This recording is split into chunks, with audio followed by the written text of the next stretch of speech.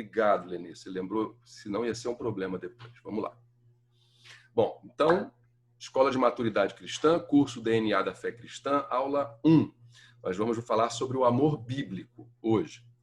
Bom, na verdade, vamos falar sobre amor. E por que falar sobre amor? Porque é um assunto muito mal compreendido nos nossos dias, né? Quando a gente fala de amor, a gente tem um conceito muito da sociedade em geral. Se eu falo para vocês sobre amor, o que é que vocês imediatamente pensam? Vocês vão pensar naquela coisa romântica, no filme da Julia Roberts, né? Aquela coisa E o Vento Levou. Vocês vão lembrar daquelas coisas, dos romances arrebatadores, vocês vão lembrar da poesia do Vinícius de Moraes, né? O amor é fogo que arde sem se ver e tal. Vocês vão lembrar, né, de Drummond, vocês vão lembrar dos poetas, vocês vão lembrar daquele amor ultra romântico que a gente está acostumado a ver. E hoje em dia isso se tornou um grande problema do ponto de vista cristão, porque o amor se tornou uma boa desculpa para você fazer todo tipo de prática antibíblica. Então, hoje em dia, você pode ter alguns tipos de relacionamento que não são aprovados pela palavra de Deus em nome do amor. Porque, afinal, se duas pessoas se amam, que problema tem?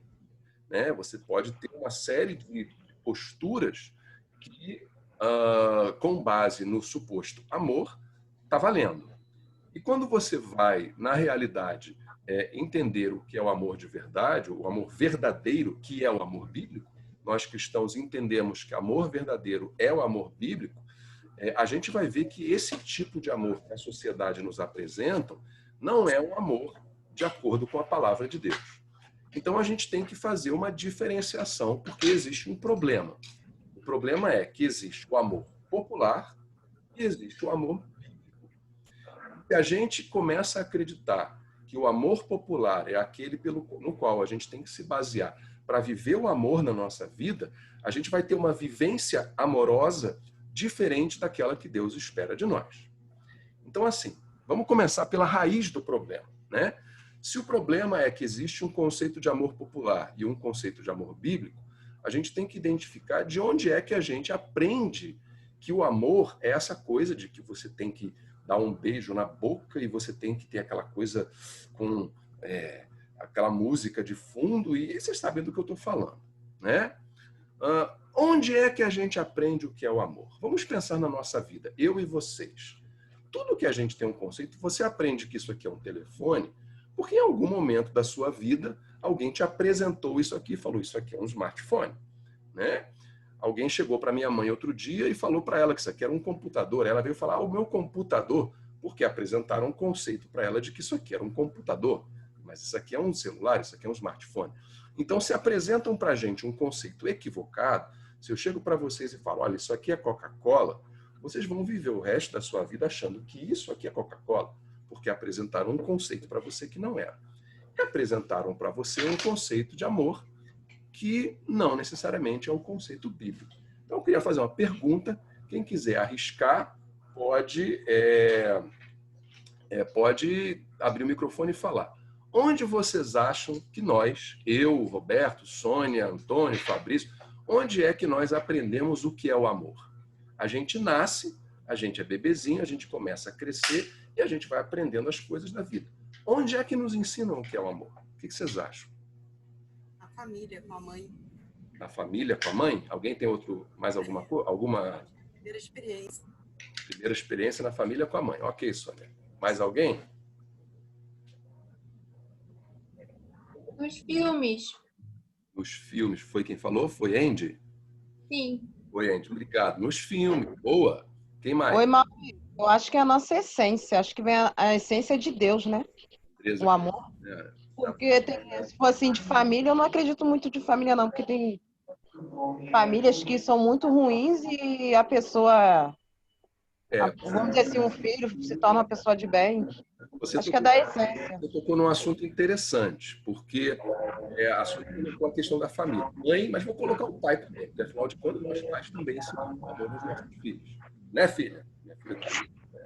Então, nós pais e mães ensinamos o amor para os nossos filhos. Porém, a gente sabe que tem muitas pessoas que crescem, viram adultas acreditando que o amor é aquela coisa dos filmes de Hollywood, aquela coisa arrebatadora que acaba num motel e não sei o que, babá, e que aquilo é amor. Mesmo quando tem uma família disfuncional, ou mesmo quando tem uma família ausente, ou mesmo quando cresce num orfanato. Então, será que é só na família que a gente aprende que é o amor? Será que existe uma escola que tem influenciado a nossa sociedade ainda mais do que a família? Andresa falou essência, a Andy falou filmes, temos aí uma pista. Alguém mais gostaria de dar uma... Oi, Airen, pode falar. Só tira o mudo do microfone. Airen, você vai falar? Ah, consegui. Consegui. Tá. É através de Cristo. Ele sempre falou. Na igreja, com Cristo,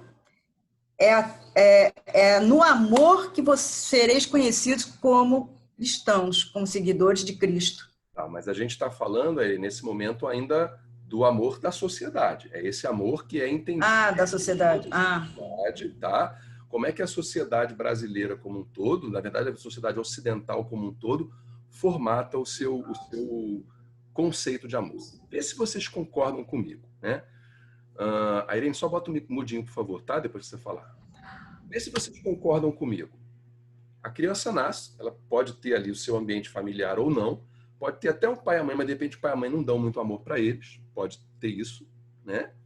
Mas o primeiro contato que ela vai ter com esse conceito de amor, de uma forma mais pujante, é através do negócio chamado conto de fadas. Ele vai ouvir uma historinha. Vai ouvir uma historinha da princesinha e do príncipe. Seja ela cristã ou não, tendo ela uma família presente ou não, sendo ela órfã ou não, às vezes ela cresceu com os avós, às vezes ela é islâmica, às vezes ela é ateia, mas ela vai aprender onde esse conceito que a Andy colocou bem, que é o conceito dos filmes. Nos contos de fadas. A gente pega o nosso livrinho e começa a ler para ela aquelas histórias em que o príncipe encontra a princesa ela é sempre magrinha, o príncipe é sempre bonitão, atlético, com aquele topete de Tom Cruise, aqueles traços até meio femininos, né? Do príncipe. Eles não oram, eles não conversam, eles não têm convivência, eles não são amigos. Pelo contrário, a Branca de Neve está deitada numa cama, chega um príncipe, qual é a primeira coisa que ele faz quando ele encontra ela? Ele fica com a Branca de Neve. Ele dá-lhe um beijo na boca. Não é? Não tem essa coisa de ficar hoje em dia? Não estou ficando, é o ficante, não sei o quê. O que é ficar? É você beijar na boca e acabou. Você não tem compromisso, não tem envolvimento, não tem profundidade, não. É beijar na boca. E é o que a Branca de Neve faz com o príncipe. Detalhe, o cara ainda abusa dela, porque ela está desacordada, ele chega e beija sem autorização. Né? E assim eles se casam, vão viver num castelo sem pagar boleto, sem ter filho chorando com cólica, com problema, sem ter que resolver vazamento, infiltração, sem ter problema algum, e vão viver felizes para sempre. Ela não engorda, não tem TPM, ele não fica pelancudo, barrigudo, né? Não. É aquela coisa, é aquele cenário de perfeição. E a gente vai crescendo, sendo adestrado nesse conceito de amor do conto de fadas. Tanto é assim que se começa no do conto de fadas, depois passa para a etapa que a Andy mencionou muito bem. Vai para os desenhos da Disney. Não é isso? A pequena sereia que se apaixona pelo marinheiro lá, só de olhar para ele já se apaixonou. É a Cinderela, é a Rapunzel, né? Os contos de Grimm vão para a Bela e a Fera, etc, etc, etc. E a gente vai se acostumando com esse conceito de amor. Primeiro, que ele é ultra romântico, ele é baseado na beleza física, ele não tem problemas, ele dura para sempre, ele não depende de esforço, e ele é cercado de viadinhos pulando, passarinhos cantando, e coelhinhos e grilinhos, e esquilinhos saltando em volta. Mas a gente sabe que o amor não é assim. Se vocês querem ver o conto de fadas mais realista que já existiu, é o Shrek. O Shrek é o conto de fadas da vida real, em que o príncipe solta pum, ele é mal-humorado, é aquela coisa que a gente sabe que é a vida real. O problema é que o ser humano, na nossa sociedade, ele é adestrado a entender amor como aquilo. E aí ele vai passando de etapa em etapa. Aí ele vai começar a ver os filmes onde a Ladybug se apaixona pelo Cat Noir. Quem não assiste desenho, vocês não vão entender, mas eu tenho uma filha de quase 10 anos, né? Ela está me corrigindo aqui, não é o Cat Noir, é o Adrian que ela gosta. E aí aquela coisinha, ai, mas ele está apaixonado, não sei o quê, né? Aquela coisa, né? Até agora eu falei tudo isso aqui, minha filha está ali distraída. Aí eu falei isso, ela já olhou para mim assim, né? Porque já chamou a atenção. Daqui a pouco vai passar para a fase dos desenhos de high school americana, né? Que tem aquela coisa da Patricinha lá, namorando o garoto popular da escola e não sei o quê. Né? Depois vai passando para os filmes adultos, né? Daqui a pouco a gente está vendo E o Vento Levou. Aí tem as novelas. Por que as novelas fazem tanto sucesso, né? É a fórmula Jeanette Claire, Triângulo Amoroso, aquela coisa, aquele amor, onde vale mais a pena você ficar com o amante porque ele é bonitão e te trata bem do que com o marido que está rabugento. E aí a gente vai aprendendo, ao longo da vida, esse conceito do amor vai sendo repetido. E é o conceito de amor que faz você largar pessoas do casamento porque você já não ama mais, porque a pessoa já não é tão legal quanto no começo, tão bonito, importante. É a emoção que eu sinto. Então a gente veio sendo formado nessa escola. Só que a Bíblia não nos apresenta esse modelo de amor. E aí a gente tem um conflito. Porque a gente é ensinado no amor bíblico, mas a gente está encharcado dos conceitos e dos princípios do amor social, da sociedade popular. E eles se chocam. Qual é o caminho? Romanos 12:2 diz o caminho para a gente. Diz assim.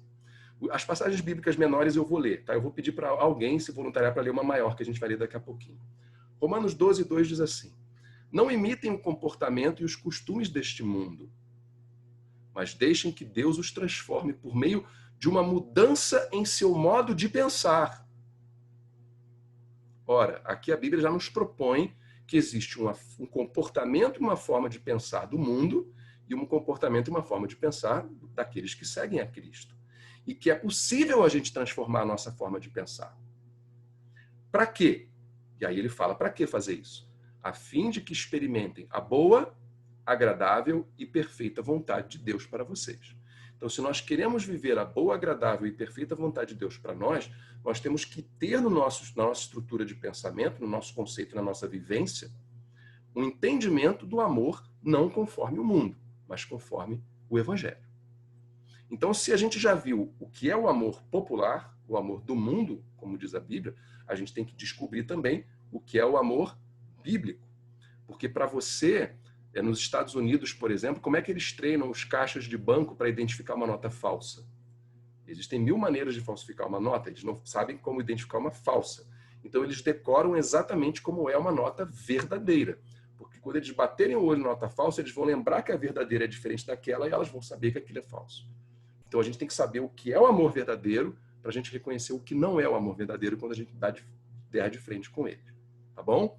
Então, para isso, eu vou pedir para alguém, por favor, ler aqui na telinha que eu vou compartilhar com vocês, 1 João, capítulo 4, versículos 7 até 21. Quem é que poderia ler, por favor? Levanta a mãozinha assim. Quem? Dou-lhe uma, dou-lhe duas, dou-lhe... Mário Jorge, você. Você lê pra gente, Mário Jorge? Então vamos lá, vou compartilhar com vocês aqui. Pronto, tá vendo aqui? Pode ler, por favor. 1 João, capítulo 4, versículos 7 a 21. Amados, continuemos a amar uns aos outros, pois o amor vem de Deus. Quem ama é nascido de Deus e conhece a Deus. Quem não ama não conhece a Deus, porque Deus é amor. Deus mostrou quanto nos amou ao enviar seu único Filho ao mundo para que, por meio dele, tenhamos vida. É nisto que consiste o amor. Não em que tenhamos amado a Deus, mas em que ele nos amou e enviou seu Filho como sacrifício para o perdão de nossos pecados. Amados, visto que Deus tanto nos amou, certamente devemos amar uns aos outros. Até o 11? Ou segue? Segue? Vou seguir até o 21. Tá. Ninguém jamais viu a Deus, mas se amamos uns aos outros, Deus permanece em nós. E seu amor chega em nós à expressão plena. Deus nos deu o seu Espírito como prova de que permanecemos nele e ele em nós. Além disso, vimos com os próprios olhos e agora testemunhamos que o Pai enviou seu Filho para ser o Salvador do mundo. Aquele que declara que Jesus é o Filho de Deus, Deus permanece nele e ele em Deus. Sabemos quanto Deus nos ama e confiamos em seu amor. Deus é amor, e quem permanece no amor, permanece em Deus, e Deus nele. À medida que permanecemos em Deus, nosso amor se torna mais perfeito. Assim, teremos confiança no dia do julgamento, pois vivemos como Jesus viveu nesse mundo. Esse amor não tem medo, pois o perfeito amor afasta todo medo. Se temos medo, é porque tememos o castigo. Isso mostra que ainda não experimentamos plenamente o amor. Nós amamos porque ele nos amou primeiro. Se alguém afirma, amo a Deus, mas odeia seu irmão, é mentiroso. Pois se não amamos nosso irmão, a quem vemos, como amaremos a Deus a quem não vemos? Ele nos deu este mandamento. Quem ama a Deus, ame também seus irmãos. Amém. Bem. Bom, isso aqui dava para você escrever algumas enciclopédias em cima do tema do amor, né? É uma passagem absolutamente rica de informações acerca do amor bíblico. Então, a primeira referência que a gente tem, a grande conclusão desse trecho de 1 João, é que Deus é amor. Isso é uma das definições de Deus. Logo, se Deus é amor e nós queremos entender o que é o amor verdadeiro, o amor bíblico, nós temos que tomar Deus como a nossa referência para entendermos o que é o amor. Perceberam? Deus é amor, logo, a referência para compreender o amor é compreender Deus. E como é esse amor verdadeiro? Como é esse Deus? Como é o amor de Deus que nós devemos, para o qual nós devemos olhar para aprender o verdadeiro conceito do amor?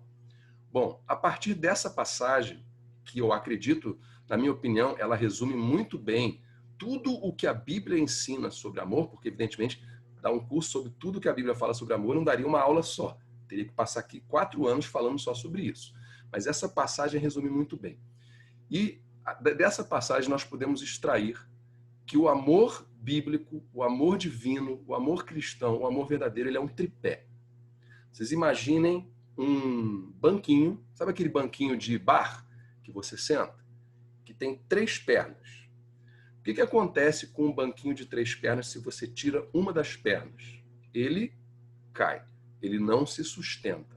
Logo, assim como nós não conseguimos falar de Deus sem pensar em 3, que são um, porque Deus são 3 pessoas em um Deus, nós não podemos pensar no amor divino, no amor bíblico, no amor verdadeiro, que é um, sem pensar nas suas 3 facetas, que a gente vai ver agora. Então, primeiro, eu vou pegar aqui 3 trechos dessa passagem que a gente leu, para a gente descobrir qual é essa primeira perna do tripé que forma o amor bíblico. Primeiro, ele diz assim: Deus mostrou quanto nos amou. Outro trecho: Amados, visto que Deus tanto nos amou. Outra passagem: Sabemos quanto Deus nos ama. O que essas 3 frases dessa passagem de 1 João nos apontam? Elas nos remetem à intensidade. Deus não simplesmente... Ele poderia só nos amar. Deus mostrou que nos ama. Mas ele não diz Deus mostrou que nos ama. Ele mostrou quanto nos ama. É a intensidade do amor de Deus. É o volume do amor de Deus. É um amor grandioso. Tanto que depois ele continua. Visto que Deus tanto nos amou. Ele não simplesmente nos amou. Ele tanto nos amou. E depois sabemos quanto Deus nos ama. Isso tudo aqui está remetendo a uma intensidade. E quando a gente fala de intensidade... Desculpa, está passando um helicóptero aqui em cima, tá? Isso remete à intensidade. Vocês veem, por exemplo, que robôs não amam. Inteligência artificial não ama. Um psicopata não ama. Por quê? Qual é a característica? Não sei se tem um psicólogo entre nós aqui. Qual é a característica que falta num psicopata? É a empatia com o próximo, é a emoção. Então, quando a gente fala sobre intensidade, quando a gente vê esse amor de Deus que quanto nos ama, a gente vê que Deus nos ama com amor emocional. Porque se Deus fosse uma pedra de gelo, uma estátua de gelo, não teria essa possibilidade de Deus nos amar com intensidade. Né? O amor intenso, o amor volumoso, esse amor transbordante, ele vem do coração de Deus. Porque Deus ama com emoção, ele ama com sentimento. O nosso Deus não é uma energia, não é uma luz, não é algo que está trafegando de forma panteísta. Não. Deus é um ser e como um ser ele tem emoções, ele ama. Então a primeira coisa que nós vemos é que Deus ama com emoção, com sentimento, com aquela parte do seu espírito que ao soprá-lo em nós e formar o ser humano, faz de nós seres capazes de chorar ao ver o sofrimento do próximo. Sermos capazes de nos emocionar com uma bela poesia, ou de trazer à memória uma melancolia quando ouvimos uma música que nos marcou no passado. Porque somos seres emocionais, seres emotivos. Então, primeira perna do tripé que é o amor. O amor é emoção. E qual é o problema da gente falar isso nos nossos dias? É porque dizer isso nos círculos cristãos ultimamente saiu de moda. Porque em reação a esse ultrarromantismo do amor popular, nós temos dito uma coisa: amar é uma decisão. Já ouviram isso? Quem já ouviu isso? Faz assim. Né? Você pega lá esses grupos aí que botam lá, tem a página no Facebook, né? Namoro com propósito, namoro não sei o quê, né? Amar é uma decisão, amar é uma escolha. Mas isso é uma definição limitada, é uma decisão reducionista, ela é uma decisão parcial. Porque o amor de Deus começa pela sua emoção, que faz parte do seu ser. E aqui fica muito claro isso. Né? E tanto isso é verdade que eu vou fazer uma pergunta para vocês. Quem tem filhos aí? Sacode a mão assim. Quem tem filho? Quem ama o filho? Sacode a mão. Se amar fosse uma decisão, você conseguiria hoje decidir parar de amar esse filho? Sim ou não? Faz assim, ó, para cima ou para baixo. Você consegue decidir parar de amar o seu filho? Tá aí minha mãe aqui, Dona Irene. Eu sou um filho daqueles que dá trabalho. Pensa no filho que ouve reclamação da mãe. Né? Olha lá, tá concordando. Agora, pergunta se ela para de me amar. Não para. Teimosa, continua me amando. Fazer o quê? Né? Porque não dá para você decidir amar ou decidir não amar. Não é só uma decisão, não é só uma escolha. Se vocês ouvirem essa definição, lembre-se, essa é uma decisão reducionista, ela é parcial, ela não fala do todo. Então o amor bíblico não é só uma decisão. Ele começa como uma decisão. Vou dar um exemplo. Cântico dos Cânticos. Vocês conhecem bem o Cântico dos Cânticos. É uma poesia escrita por Salomão, né, que fala do amor dele por uma mulher, a Sulamita, e que é uma poesia erótica, tem aspectos eróticos, aspectos amorosos envolvidos, e que, entende-se, isso não veio no cristianismo, isso vem desde o judaísmo, que na verdade poderia ser entendido como uma metáfora do amor de Deus pela sua igreja. Né? Então, que o homem, o amado, o Salomão, no caso, seria Deus, e a amada, a Sulamita, seria a igreja. Então, mostraria o amor de Deus pela sua igreja. Isso, na verdade, não foram os cristãos que inventaram, isso veio da tradição judaica, e há uma linha aí na igreja que segue por esse caminho. Agora, se a gente for pensar assim, eu vou pegar só um trecho que está em Cântico dos Cânticos, capítulo 4, versículo 9, que diz assim: Você conquistou meu coração, minha amiga, minha noiva. Você o cativou com um só olhar de relance, com um só enfeite do seu colar. Isso aqui é decisão? Ou isso é emoção? Então fica claro que o amor bíblico ele tem um componente sentimental, sim. Porque nós não somos estátuas de gelo, porque não fomos criados por um Deus que é uma estátua de gelo. Então o nosso amor, ele envolve emoção. A emoção não foi criada pelo diabo. Foi Deus quem criou isso em mim. Tanto é assim que eu vou ler duas passagens da vida de Jesus para vocês. Jesus que era Deus, que é Deus, né? Em que a gente, se vocês ainda estão em dúvida sobre essa coisa de que será que o amor envolve emoção, não, vamos ler essas passagens. Peço que vocês prestem atenção. A primeira está em Mateus 20, 30 a 34, a segunda em Lucas 7, de 11 a 15. E diz assim: 2 cegos estavam sentados à beira do caminho, e quando souberam que Jesus vinha naquela direção, começaram a gritar: Senhor, filho de Davi, tenha misericórdia de nós. Calem-se, diziam aos brados os que estavam na multidão. Eles, porém, gritavam ainda mais alto: Senhor, filho de Davi, tenha misericórdia de nós. Ao ouvi-los, Jesus parou e perguntou: O que vocês querem que eu lhes faça? Eles responderam: Senhor, nós queremos enxergar. Aí, preste atenção no que vai dizer o texto. Jesus teve compaixão deles e tocou-lhes nos olhos. No mesmo instante, passaram a enxergar e o seguiram. Guardem esta frase. Jesus teve compaixão. Vamos agora para a passagem de Lucas 7. Logo depois, Jesus foi com seus discípulos à cidade de Naim, e uma grande multidão o seguiu. Quando ele se aproximou da porta da cidade, estava saindo o enterro do único filho de uma viúva, e uma grande multidão da cidade o acompanhava. Quando o Senhor a viu, sentiu profunda compaixão por ela. Não chore, disse ele. Então foi até o caixão, tocou nele, e os carregadores pararam. E disse: Jovem, eu lhe digo, levante-se. O jovem que estava morto se levantou e começou a conversar. E Jesus o devolveu à sua mãe. Essa aqui eu usei a tradução NVT, a nova versão transformadora, que é a que eu adoto normalmente. Mas quando você vai para aquelas versões mais arcaicas, a RA, a RC, você vai ver aqui a expressão íntima compaixão. Ou em algumas traduções, Jesus teve uma entranhável compaixão. O que é compaixão? Compaixão é uma empatia que vai além. Empatia significa, vem do grego, empatos, né? É você sentir a dor que o outro está sentindo. Você vê e você se identifica. E o que dói no outro, dói em você. Compaixão é você ir além. Aí vem de compassiones, do latim, que quer dizer você compartilhar essa dor. Então você vai sentir a dor do sofrimento do outro e aquilo vai doer em você também. E por causa disso você vai fazer alguma coisa a respeito. Então a compaixão, ela vai além da empatia, porque ela te movimenta rumo a uma ação.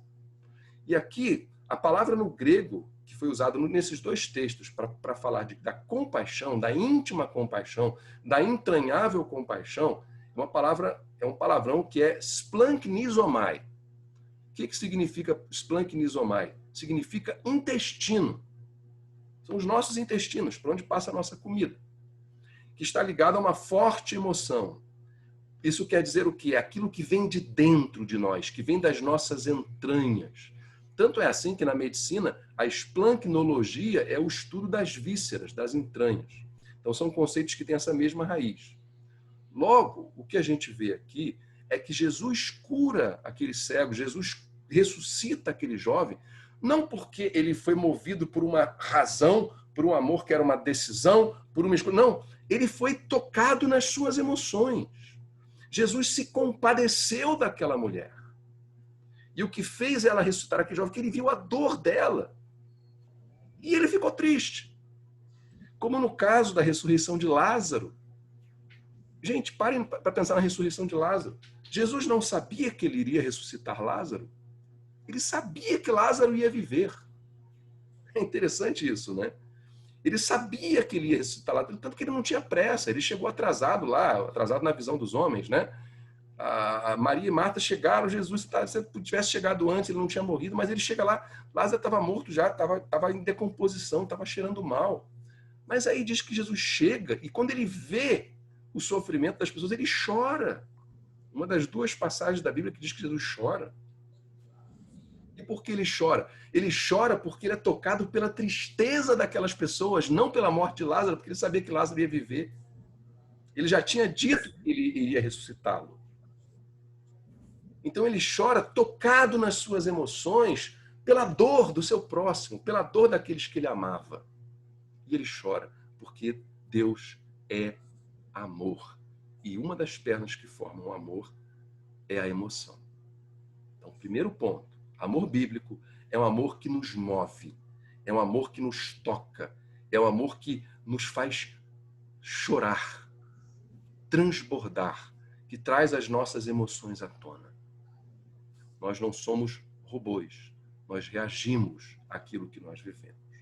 Mas não para por aí. Se o amor não é somente uma decisão e uma escolha, ele também é uma decisão e uma escolha. E aí é que está o ponto. Essa é a segunda perna do tripé, que é o amor bíblico. Amor é razão. Se o amor é emoção, ele também é razão. Jeremias 17:9. O coração humano é mais enganoso que qualquer coisa. Se nós nos basearmos apenas no coração, nos nossos sentimentos, nós seremos enganados, nós estaríamos mal. Então, a nossa razão, ela funciona como uma âncora na tempestade, para nos manter no prumo quando as nossas emoções, elas são atabalhoadas. Eu, por exemplo, já tive momentos de profunda emoção em que eu saí do sério. Quem não passou por isso aqui? Em que você explodiu, em que você falou que não devia, em que você ofendeu pessoas, porque as suas emoções afloraram mais forte do que a sua razão. Quem já passou por isso aí? Faz assim. Você já passou por isso? Quem já se deixou dominar pelas emoções e já fez besteira na vida por causa disso? Em português, bem claro. Todos nós, todos nós. Duvido que algum de nós aqui nunca tenha feito isso, né? Então, eu vou dar um exemplo aqui. Vou pegar minha filha. Minha filha chegou aqui em casa, aí estava toda emocionada, toda empolgada, estava tomando banho, porque chegou da rua, né, tirando o vírus lá do corpo. E aí, daqui a pouco ela foi e ela cuspiu em cima de mim. Né? Eu falei, minha filha, que isso? Tá maluca? Vai cuspir no seu pai? Ela, desculpa, papai. Foi na empolgação, não é verdade, filha? Ela está ali na minha frente. Ela falou, então... Aí quando ela na emoção, na empolgação, ela estava com aquela água do chuveiro caindo, cuspiu, e aí cuspiu em cima de mim. Óbvio que ela não quis cuspir no pai, mas... Aí, um segundo depois, a razão dela entrou em ação e... Opa, desculpa, papai. Todos nós já fizemos coisas movidas pela nossa emoção e cometemos grandes erros. Então, o amor verdadeiro, ele não passa só pelo coração, ele também passa pelos neurônios. Porque um amor que não se baseia na razão, ele é vencido pela tristeza.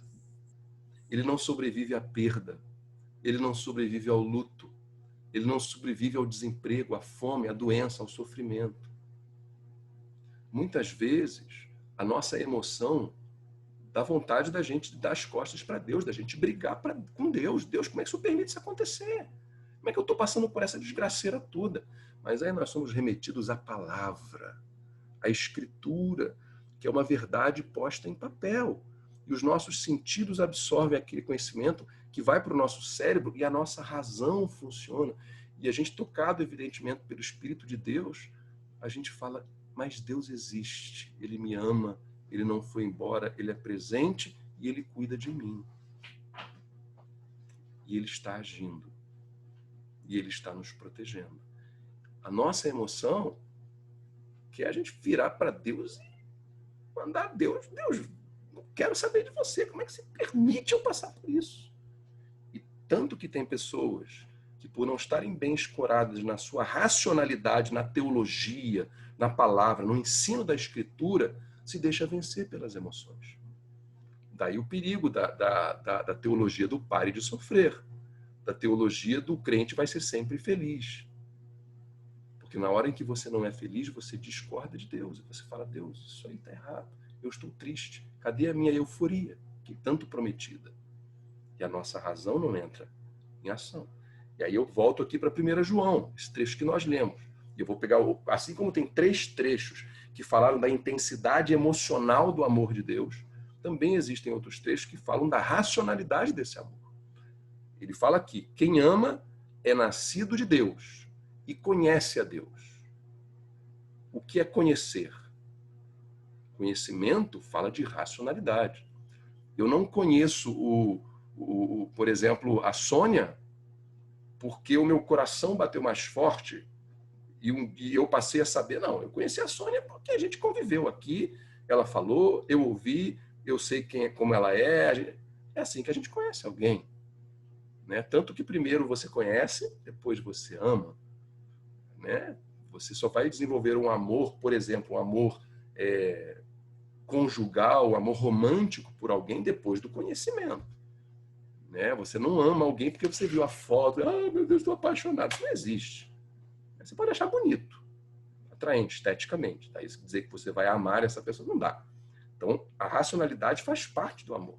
Você tem que conhecer. Depois ele fala em outro trecho: amados, visto que Deus tanto nos amou, certamente devemos amar uns aos outros. Vejam o componente racional disso aqui. Isso aqui ele está propondo um raciocínio lógico. Uma vez que Deus amou, certamente devemos nos amar. Isso aqui não tem a ver com emoção. Tem a ver com uma conclusão. Estou concluindo racionalmente que Deus nos amou. Logo, consequentemente, eu devo amar também. Vejam aqui, mais uma vez, o componente racional do amor. É raciocínio, deduções, é lógica. Uma terceira passagem. Ele nos deu este mandamento: quem ama a Deus, ame também seus irmãos. Vem cá, gente, mandamento tem a ver com emoção ou com o cumprimento racional de uma ordem? Né? Se você se deixa levar pelos seus instintos emocionais, pelos seus impulsos humanos, você vai desobedecer o mandamento de Deus a toda hora.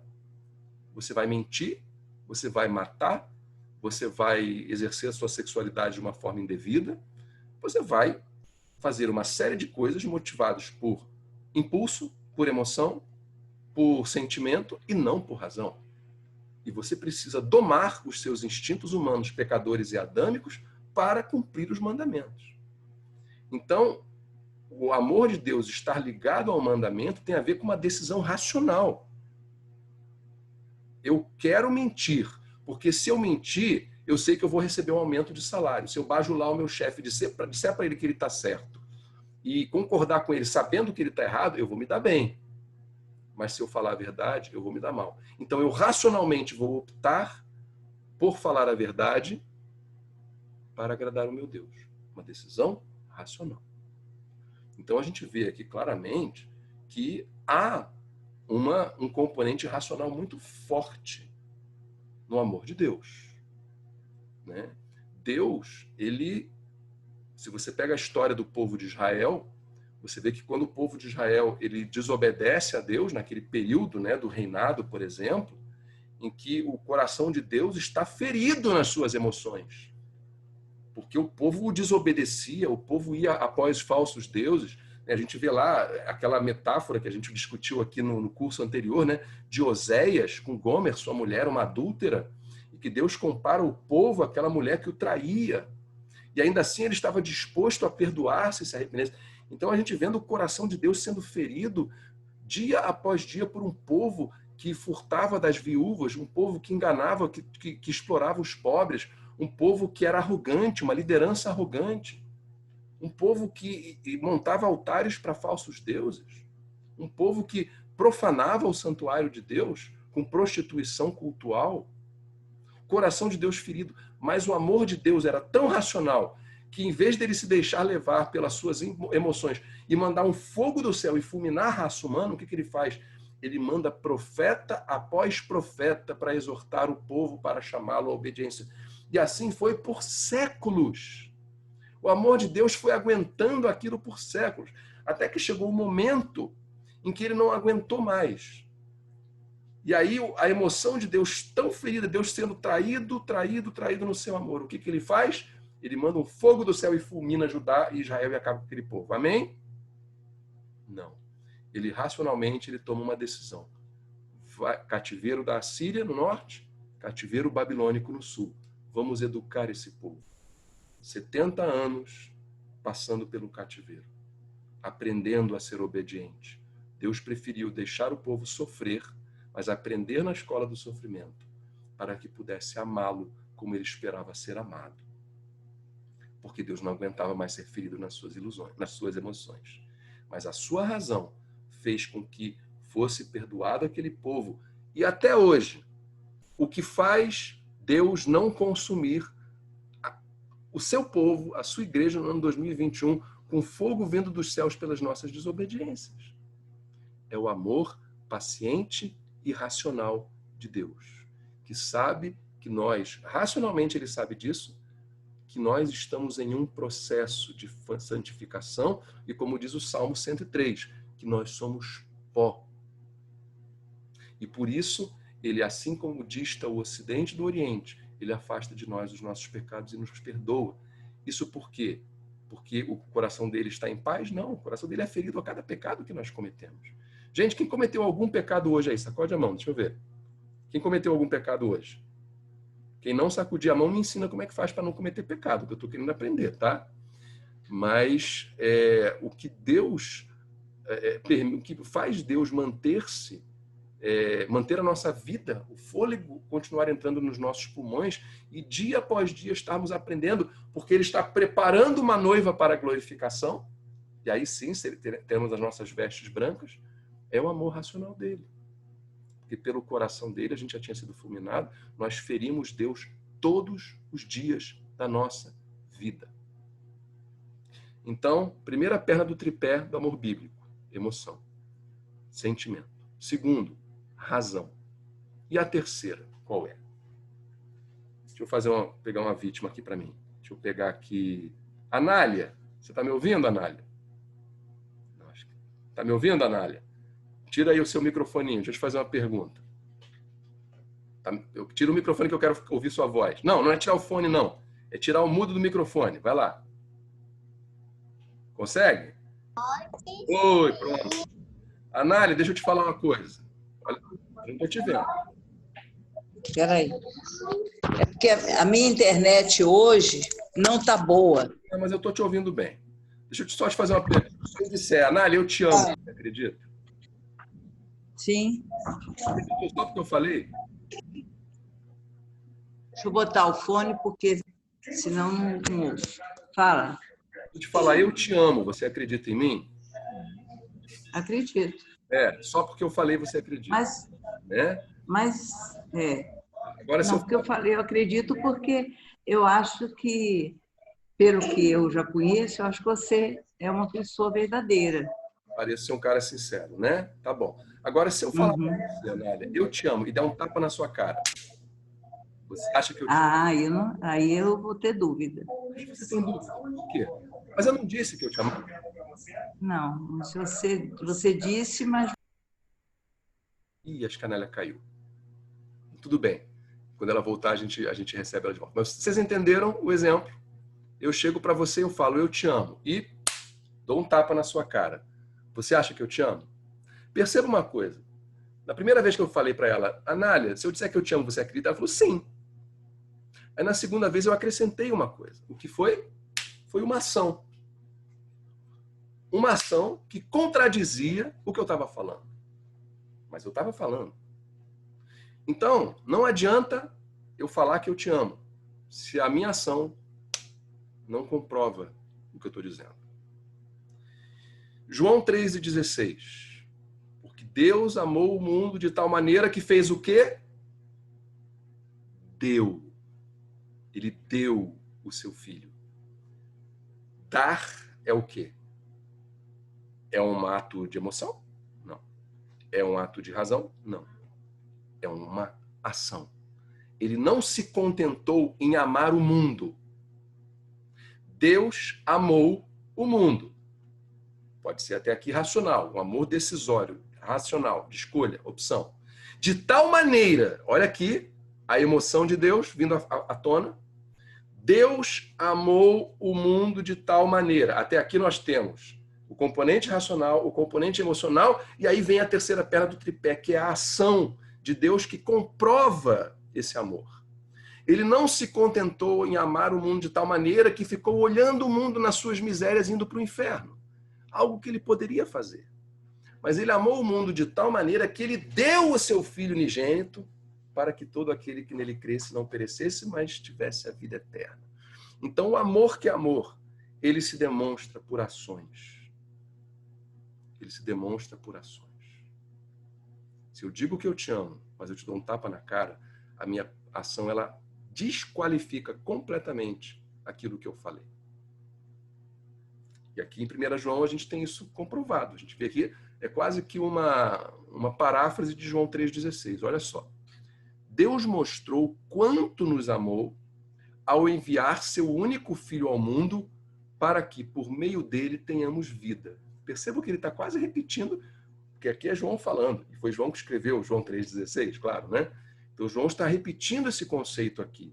O amor racional de Deus, que se juntou com as suas emoções, que chorou pela humanidade, que se condoeu, que foi movido de íntimas e entranháveis compaixões pela humanidade perdida, a ponto dele dar o seu único filho para morrer por nós. Que ação foi essa? Então nós vemos, gente, nessa passagem, a grande verdade da definição do amor bíblico, que é diferente do amor ultrarromântico da nossa sociedade. Porque o amor ultrarromântico da nossa sociedade abandona. Diz que o amor acaba. Quando, na verdade, 1 Coríntios 13 diz que o amor jamais acaba. Né? O amor, ele não é vencido. O amor ele não é derrubado. Quando o sentimento é abalado, a razão entra e sustenta. Quando a razão está falando mais alto, a emoção nos traz para a nossa humanidade, que é um sopro daquilo que Deus é. É o fôlego de vida em nós que nos criou a imagem e semelhança dele.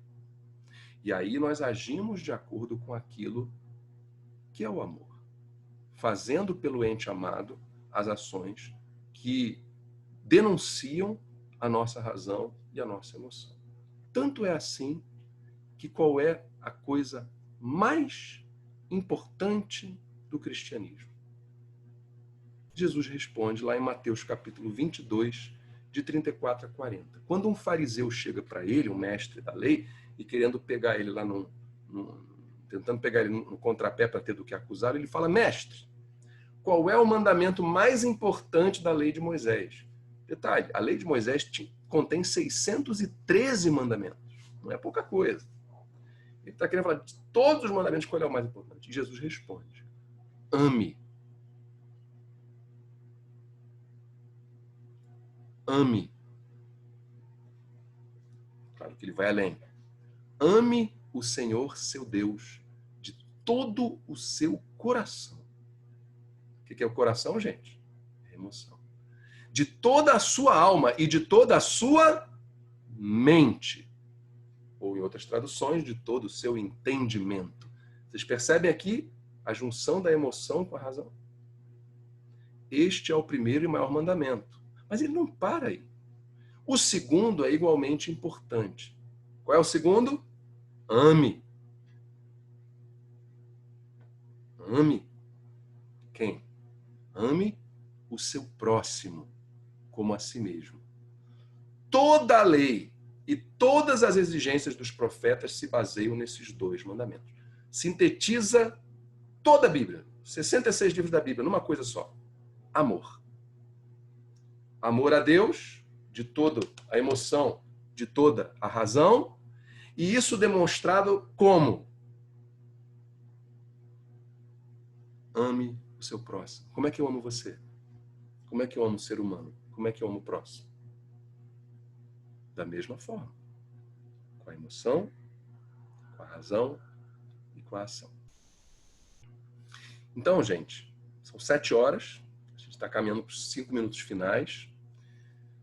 Nós temos que lembrar que o amor bíblico não é um mero sentimento ultra emocional, que porque você tanto ama, você acaba num motel com uma pessoa, ou porque você tanto ama, você vai sempre achar que o amor tem que ser algo que pulsa. Não. Emoção. Como é que eu posso amar você com a emoção, o meu próximo? Me envolvendo com você. Nós falamos sobre isso aqui no curso anterior, né? Que o conhecimento leva à intimidade. Como é que eu vou amar a Irene se eu não conheço a Irene? Né? Como é que eu posso amar esta pessoa, essa minha irmã aqui? Como é que eu vou amar a Marta? Como é que eu vou amar a Vilma, o Mário, a Nina, a Débora? Eu tenho que conhecer. Eu tenho que me envolver. É assim que eu vou sentir saudade. É assim que o meu coração vai bater mais forte. É assim que eu vou ter prazer da companhia. Envolvimento pessoal. A minha razão, um exemplo prático de razão, de amor em razão. Não é mandamento bíblico a nós amarmos os nossos inimigos? Quem aqui ama o inimigo com o coração assim, cheio de paixão? Né? cheio de coelhinhos saltitantes em volta de passarinhos cantando e esquilinhos saltando, com coraçõezinhos saindo pelas orelhas? Ninguém. O amor pelos inimigos, que é mandamento de Deus para a nossa vida, ele é racional. Ele é algo que a gente não quer, mas Deus nos manda fazer. Porque Ele quer que a gente faça isso. E a ação, amor à ação, outro exemplo. Dar de comer a quem tem fome, dar de beber a quem tem sede. É quando nós distribuímos 16 toneladas de alimentos na nossa igreja, a pessoa que chega na porta para receber, eu nunca vi na minha vida, não sei quem é, o meu coração não bate por ela, eu não sinto saudade dela, 5 minutos depois que ela foi embora, eu não vou lembrar do rosto dela, mas eu estou amando através de uma ação prática que demonstra o meu amor. Então, se nós queremos ser cristãos, e aqui está um nucleotídeo essencial do DNA da nossa fé, que é o amor, nós temos que fazer esse gene do nosso DNA, que é o amor, esse gene que nos forma, determinar as nossas ações, determinar tudo o que nós fazemos. Nós temos que buscar o envolvimento, nós temos que buscar a comunhão, nós temos que amar, buscar amar num ponto em que o nosso coração se derrame de fato pelas pessoas que nós temos que amar. Mas em determinados momentos, e aqui é claro, gente, essa dimensão ela vai mudando. Assim como esse mistério divino, né? Deus é um, mas eles são três. E que em determinados momentos parece que um age de uma forma diferente do outro. O Pai envia o Filho, que nos consola. Mas quando ele vai, ele envia o Consolador, o encorajador, né? O Paracletos, que é o Espírito Santo. E é o Espírito Santo que convence do pecado, da justiça e do juízo. Mas o Filho estará conosco. Então, as três pessoas da Trindade estão sempre nessa dinâmica. Três que formam um. Que sem um deles é impossível haver essa unidade. O amor cristão também tem que ser assim. São essas três unidades, a emoção, o sentimento, a razão, a ação, sempre trabalhando, às vezes um mais do que o outro, mas sempre tem que estar presente. E nós temos que nos examinar o que está faltando em nós. Será que nós temos amado com a nossa ação como nós deveríamos? Porque nós somos diferentes. Existem pessoas que são mais emocionais, né? A pessoa tem o sangue italiano, aquela pessoa que beija, que abraça. Tem gente que é mais britânica, né? Aquela coisa da, não, eu vou fazer isso por aquilo, né? A outra pessoa não, ela já é mais racional, uma coisa mais... Né? Então, nós somos diferentes. O que não pode é faltar alguma dessas partes. Você tem amado as pessoas que você diz amar com as suas ações, ou você só diz? Diz, mas não age. Suas ações falam o contrário. E a tua racionalidade está entrando em jogo? Ou você está deixando as emoções ditarem o seu caminho? Às vezes, a gente está falando de um relacionamento romântico, você está num relacionamento que você sabe que não está legal, não é legal. Você está namorando uma pessoa que você sabe que está fora, por exemplo, do padrão divino para o relacionamento. Mas o teu coração quer te levar para aquilo, mas a tua razão diz para você que aquilo não é o caminho. Será que esse é o... né? Então você tem que...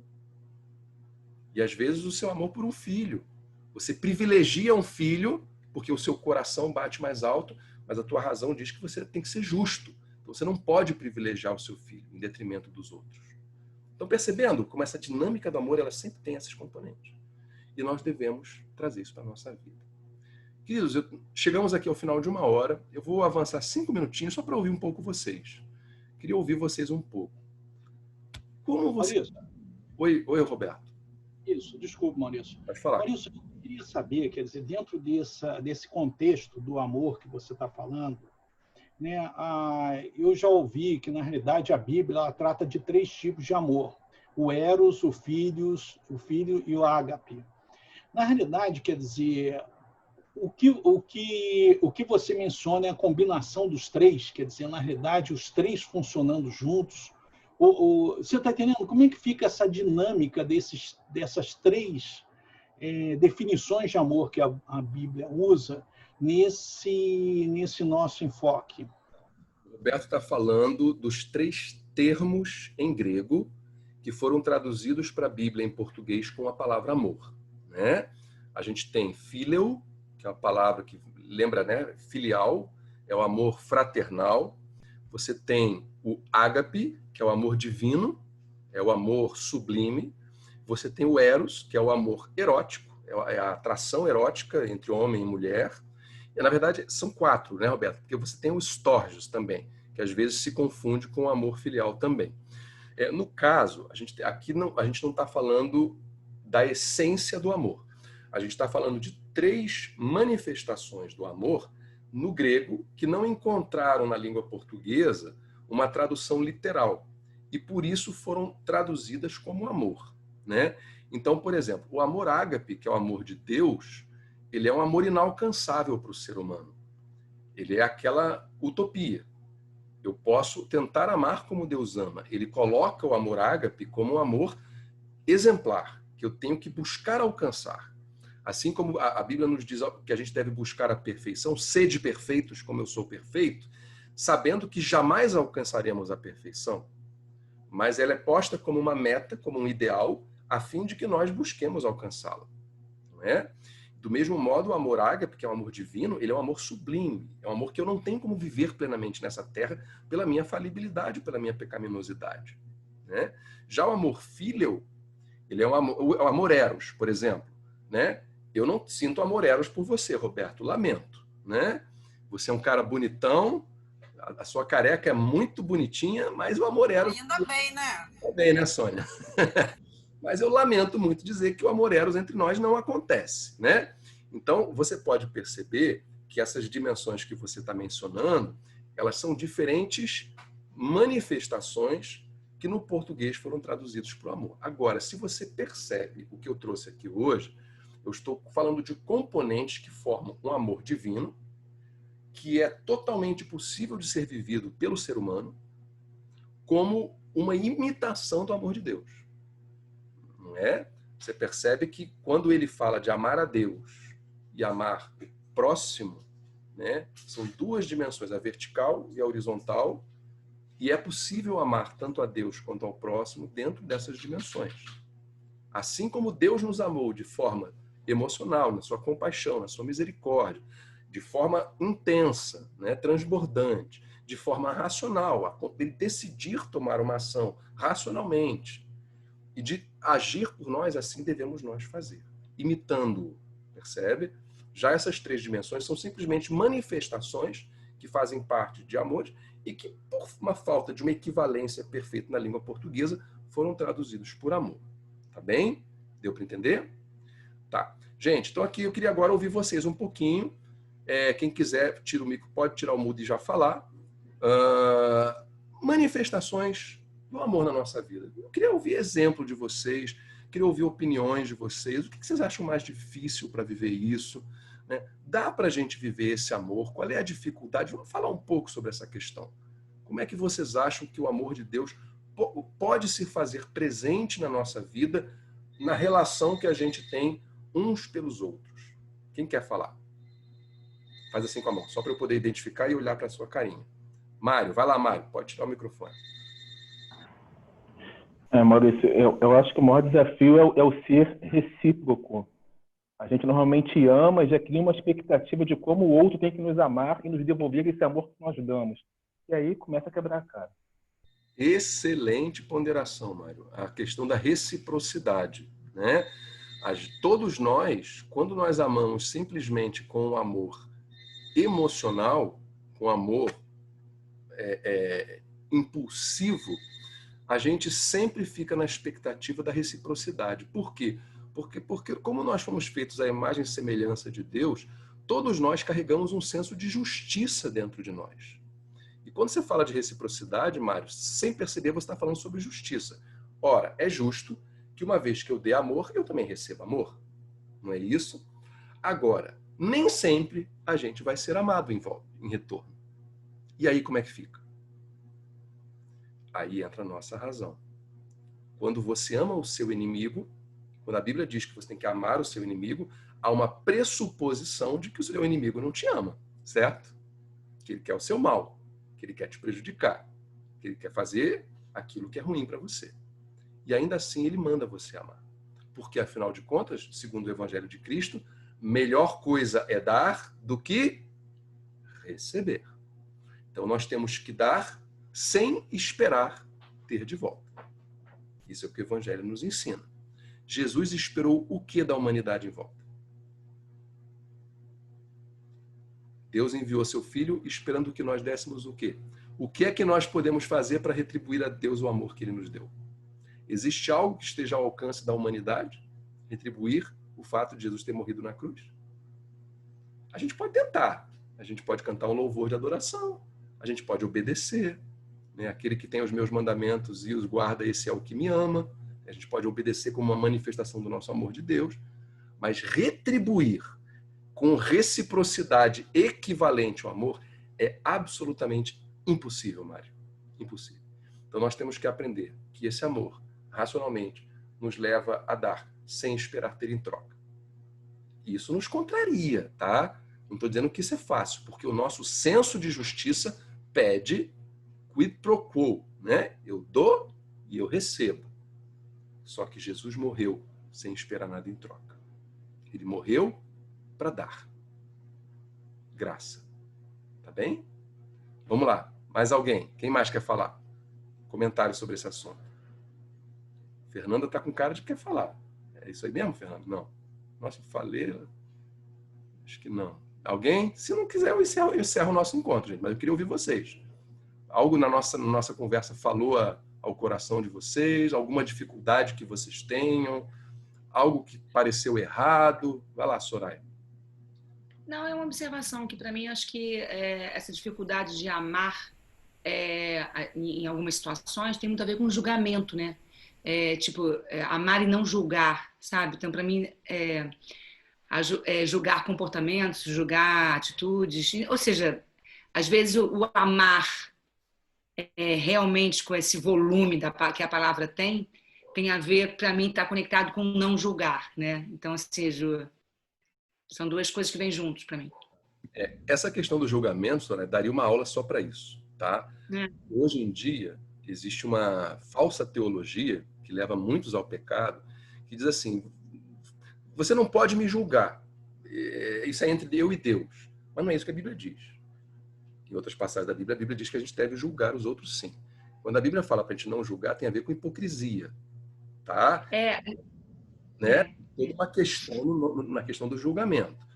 Então, mas eu entendo o que você quer dizer, né, de não julgar. Por exemplo, vamos pegar um exemplo da nossa vida, do nosso dia a dia que está aqui na pauta do dia. A questão dos homossexuais. Militância LGBT, aí vem boicote da Natura, porque botaram lá Tammy Gretchen, parará. E aí? A gente julga ou não julga?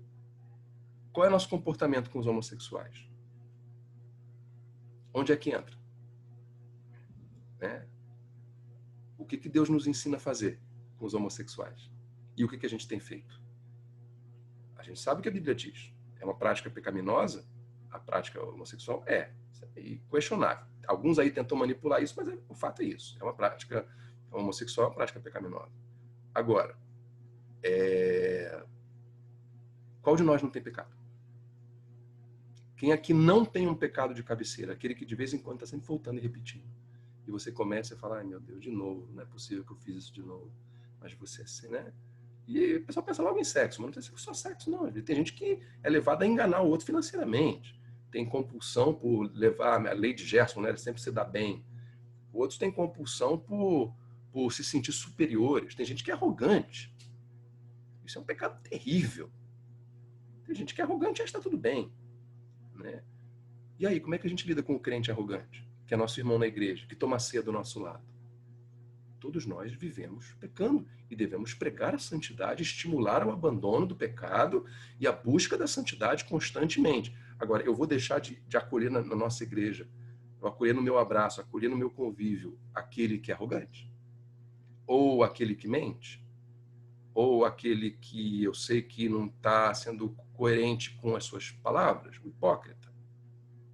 E aí, como é que a gente faz? Maurício, mas eu falei uma coisa assim, uma coisa do julgar para os dois lados, sabe? O tanto amar e não julgar a pessoa e amar, quanto também, às vezes, eu me sinto assim, tipo, até onde é me posicionar e julgar, Você está entendendo? Então, assim, na verdade, o meu questionamento em relação a não julgar vai nas duas direções opostas, sabe? Não sei se eu consegui me fazer entender. Não sei se eu entendi precisamente. É porque, assim, tipo, tem umas situações que me falam assim, ame independente de julgamento. Ame, né? Isso é um pouco, né, o que Jesus ensina. E tem outros momentos que o julgar está mais conectado comigo e me posicionar. Concordo com essa atitude ou não, é um julgamento. No momento que você se posiciona, você está julgando, certo? A questão é que o posicionamento não exclui o amor. Esse é o ponto. Sim, sim. Sim. A gente acha, muitas vezes a gente acha que a gente se posicionar em uma situação, por exemplo, uma situação de pecado, seja ela qual for, né? Uma prática pecaminosa, que a gente tem que esbravejar, que a gente tem que demonstrar o nosso ódio. Quando não é isso que a palavra diz. 2 Timóteo 2, 24 a 26 diz que o servo do Senhor não deve viver brigando, mas ele deve instruir quem se opõe com mansidão e paciência, na esperança de que Deus o leve ao arrependimento. Entende? Então, o nosso posicionamento contra o pecado não tem que ser dizendo raça de víboras. O problema é que as pessoas tomam isso como algo normativo. Se Jesus chamou de raça de víbora, se ele derrubou a mesa dos cambistas, eu posso fazer a mesma coisa. Eu não posso. Isso também é uma aula só para isso, tá? Mas eu não posso. A ira de Deus contra o pecado não me dá direito de achar que a minha ira é virtude. Percebe? Então, eu posso me posicionar diante de determinadas situações em amor. Em amor. Porque se o que conquista para Deus não é o medo. As pessoas têm mania de falar isso lá fora, né? Que as pessoas usam, o cristão usa o medo do inferno como ferramenta de controle. Lamento se algum cristão é dominado pelo medo do inferno, porque eu acredito que o que nos conquistou foi o amor, foi a graça, foi a gente se entender miserável, desgraçado e ainda assim ter sido amado por esse ser espetacular e ser perdoado, né? Você quer falar, Soraya? Pode falar. Não, é porque é bem do meu temperamento, né? Que vai assim. Mas, por exemplo, eu posso amar, me posicionar, né? Me posicionar e não gritar, e não ter a ira. Mas ainda assim não conseguir, quer dizer, ainda assim não conseguir amar. Vamos dar um exemplo, sem entrar no assunto, mas esses políticos todos, né? Quer dizer, então, na verdade, assim, eu posso me posicionar, eu vou acabar tendo um julgamento, não vou entrar em ira, mas não consigo amar. Porque eu não, entendeu? Agora eu entendi, tá? Aí é que tá. Você pode não amar com amor e emoção. Mas aí só vai entrar o amor razão, né? Que é o amor. E o amor, ação também. O que eu faço? Como eu comento a respeito dessa pessoa com as outras pessoas? Isso é uma ação. Consequência da minha razão nessa questão. Você entende? Por exemplo, tivemos aí 2 presidentes na história do Brasil que tiveram impeachment. Como é que eu me refiro a eles? O que eu desejo? Olha aqui. Pelo amor de Deus, gente, entendam o que eu vou dizer. Não estou falando de política aqui. Estou falando de história do Brasil, tá? Tivemos uma presidente, Dilma Rousseff, ou presidenta, para quem prefere, não vou entrar por esse mérito, que sofreu impeachment. Como eu vou me referir a ex-presidente? Com que tipo de palavras? Com que adjetivos? Com que sentimento? Eu posso achar que ela foi injustiçada, eu posso achar que ela era uma ladra. Todos nós temos direito à opinião. Agora, como eu vou agir a partir daí vai determinar o tipo de amor cristão que eu tenho. E é isso que vai fazer eu ser sal da terra e luz do mundo. Porque se eu agir como todo mundo age lá fora, eu não vou brilhar. Eu não vou salgar. E Deus não vai ser glorificado. Lembra da última aula que a gente teve? Outro curso? Deus é glorificado por causa das nossas boas obras. É quando está todo mundo metendo malho e você para e fala assim, gente, mas será que esse é o nosso papel? É quando você tem coragem de ser contra a corrente, mesmo que você esteja concordando com eles. Por exemplo, vamos supor, vamos pegar, para eu não julgar ninguém, vamos pegar um caso julgado, comprovado e confessado. Tivemos um político aí, o Roberto Jefferson, foi preso por corrupção, ele confessou, foi preso, cumpriu cadeia, está livre. Ok? Isso é um fato. que eu posso? Eu posso dizer que o Roberto Jefferson foi um corrupto? Foi, ele confessou. O que vai estar no meu coração quando eu disser isso? E a Bíblia diz que todas as nossas palavras têm que ser para edificação. O que eu vou pegar o exemplo desse político corrupto, que espero que não seja mais, que tenha se regenerado, no sentido popular, não teológico, e o que eu quero que a vida dele seja a partir de agora? O que eu quero que o Fernando Collor seja a partir de agora? O que eu quero que o Joãozinho seja a partir de agora? O que eu quero? Porque vamos supor que a Dilma venha morar no Rio de Janeiro, se converta e vai congregar na nossa igreja. Como nós vamos lidar com ela? Porque é fácil a gente lidar quando a pessoa está longe. Como que eu lido com ela na nossa igreja? Qual é o nosso papel? Vamos supor, tá? Pelo amor de Deus, não estou fazendo juízo de valor, me entendam. Estou pegando história. Vamos supor que João acredite que a Dilma tenha roubado, que ela seja corrupta. Ela chegou na nossa igreja. Como é que o João vai lidar com a Dilma Rousseff convertida irmã em Cristo? Ou visitando a igreja. Chegou lá como visitante, convidada pela prima dela que mora do lado da igreja, vamos supor. Como é que a gente recebe ela? Ela entra na nossa igreja, eu viro para ela e falo assim, sua corrupta. Que amor é esse? Entende, Soraya? Então, nós temos que... Aí você fala, mas isso é muito fora da realidade. Eu vou te dizer, é. Mas quem disse que ser crente é viver na realidade? Ser crente é viver na contracorrente, é viver na contramão. Ser crente é ir contra o que o mundo faz. Maurício? Oi, Marta.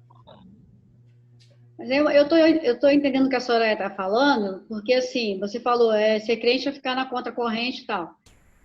Mas algumas vezes, não é julgar, mas algumas vezes a gente não corre o risco de estar cruzando os braços diante de uma injustiça, né?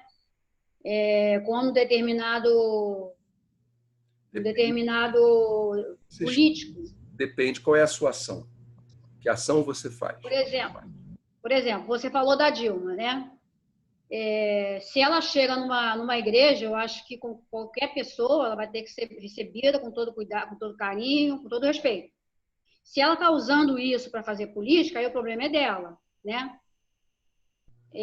Cabe a ela com Deus. Agora, a gente vê alguns momentos em que, assim, você não está julgando, mas você está vendo que aquela situação é absolutamente inaceitável, com corrupção envolvida, ou seja lá o que for, ou injustiça mesmo, né? Justiça social violenta, você vê alguns cometendo.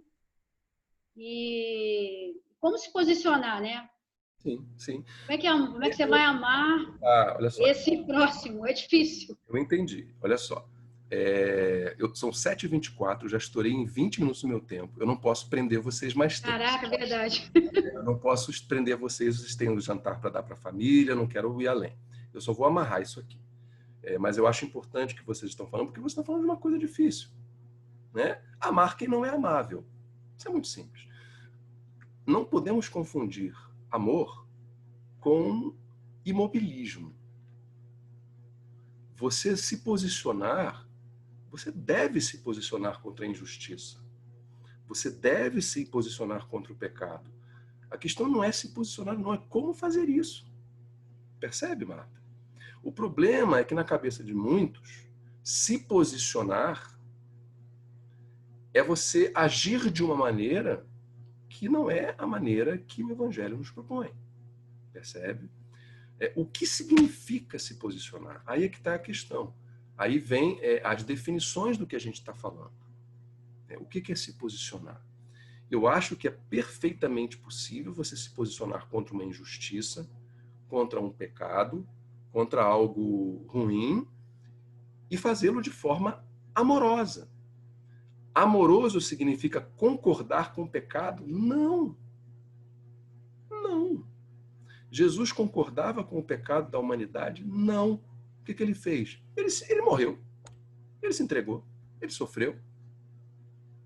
Se você me perguntar assim, Maurício, mas olha só, o que nós devemos fazer pelas pessoas que não são amáveis, pelos corruptos, pelos malignos, pelos maus, pelos políticos, blá, blá. Eu diria para você, o que Jesus fez por eles?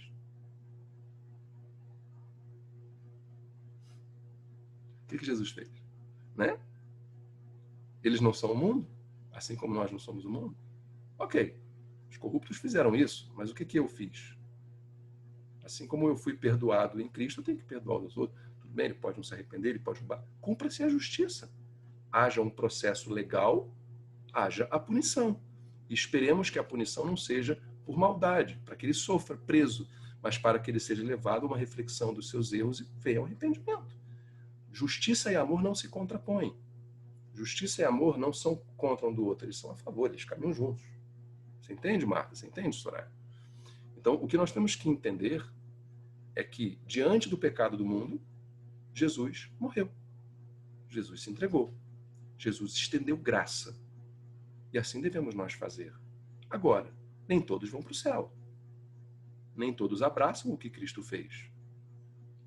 Qual foi o papel de Cristo? Morrer pela humanidade. Qual é o nosso papel? Percebe? É ser conivente com o pecado? Não. É ser justo, é agir, é cumprir, mas com amor, com graça, com a minha racionalidade, agindo de forma concreta. A lei presume a punição? Puna-se. Puna-se. Eu queria que essa pessoa seja destruída? Não. Esse não é o meu papel. Então a gente tem que tomar cuidado com isso. Tá bem? Gente, eu preciso encerrar. Eu sei que essa conversa vai longe, né? O que eu espero que tenha ficado claro, Soraya, né? Eu tô vendo que você ainda tá com uma cara assim meio que achando que não, tal, mas a gente pode conversar em outras oportunidades isso. A única coisa que eu acho que a gente precisa refletir de uma forma prática, seja no macro, dentro da sociedade, dentro das coisas ruins que acontecem, seja no micro, seja nas nossas relações pessoais, de amizade, de família, nos nossos relacionamentos com os irmãos, etc., é que o nosso amor ele tem que imitar o amor divino. Esse amor que João tão bem traduziu na sua primeira epístola, que é o amor que se exprime em sentimento, é o amor que se exprime em entendimento e é o amor que se exprime em prática, em ação. Isso nós devemos ter em mente. E nas nossas reflexões pensar em que eu estou falhando ainda, no que eu não venho praticando direito esse amor. E aí trabalhar para a gente começar a amar como Deus espera que a gente ame. Não esquecendo que Ele nos manda amar até os nossos inimigos. E aí a gente tem que entender o que isso significa. Tá? Vamos orar, gente. Alguém gostaria de orar? Vou pegar uma vítima aqui. Eu adoro que ninguém fala que eu pego uma vítima. Marina, você ora pra gente? Maurício, só uma coisa antes. Tirou a foto? Não. Cadê a Fernanda? A Fernanda não tá aqui? E será que ela caiu? Acho que a Fernanda caiu. Não, caiu. Então vamos tirar a foto aqui. Deixa eu ver. Tá todo mundo aí. Quem quer aparecer? Quem tá com a câmera fechada e quer aparecer? Vamos lá? Ninguém vai abrir? Então tá bom, vamos lá. Sorrisinho. Pronto, fiz um print screen aqui. Depois eu vou só abrir aqui para eu salvar depois. Peraí que teve gente que apareceu depois, né? Deixa eu fazer de novo. Eu vi que a Dalila apareceu. Quem mais apareceu? Foi a Sônia? Vamos lá, deixa eu fazer o print aqui. Mais alguém vai aparecer? Dou-lhe uma, dou-lhe duas. Não? Então vamos lá. Pronto, deixa eu só salvar aqui. Prontinho, depois eu salvo. Marina, você ora pela gente, por favor? Por favor, então vamos lá. Conseguem me ouvir? Sim. Deus, nós te agradecemos, Pai, porque em meio a esse momento ainda diferentão que a gente está vivendo, a gente consegue se reunir para falar da Tua palavra, para refletir e para continuar crescendo como igreja, como uma comunidade, Deus. Obrigada, Deus, por permitir que isso aconteça conosco, Deus, que a gente consiga, Deus, ter essa oportunidade, Senhor. Te peço pela nossa semana, Senhor Deus, que tudo que nós conversamos aqui, Deus, tudo que nós vimos e ouvimos, Senhor Deus, realmente venha ecoar no nosso coração, Deus, e realmente, Deus, construir um conhecimento, Deus, alicerçar uma verdade no nosso coração, Senhor Deus. E, Senhor Deus, guie nossa semana, Senhor Deus, em nome de Jesus, Pai, que a gente continue, Senhor Deus, ouvindo a Tua voz e ainda, Senhor Deus, aprofundando nosso relacionamento contigo, Pai. Deus, que aqueles que precisarem sair para trabalhar, Senhor Deus, que o Senhor os leve em segurança, Senhor Deus, aqueles que ainda precisam sair, Deus, e às vezes se arriscar, Senhor, que o Senhor Deus realmente, Deus, esteja cuidando de cada um deles, Senhor Deus. Muito obrigado, Senhor Deus, por esse dia, nós te agradecemos em nome de Jesus. Amém. Obrigado. Gente, alguém quer falar alguma coisa? Não? Então tá bom, gente, olha, obrigado por vocês estarem aqui. Semana que vem nós estaremos aqui para falar sobre outro dos genes que formam o DNA da nossa fé, que é uma coisa chamada, e eu acho que tem muito a ver com o que Soraya e Marta falaram aqui, perdão. Nós vamos falar sobre perdão, ok? Então, aqueles de vocês que quiserem estar aqui, vai ser um prazer. Domingo que vem às 6 horas. Que vocês tenham uma semana abençoada, tá? Deus os guarde, Deus os proteja e tenham uma linda semana, tá bom? Fiquem com Jesus todos vocês.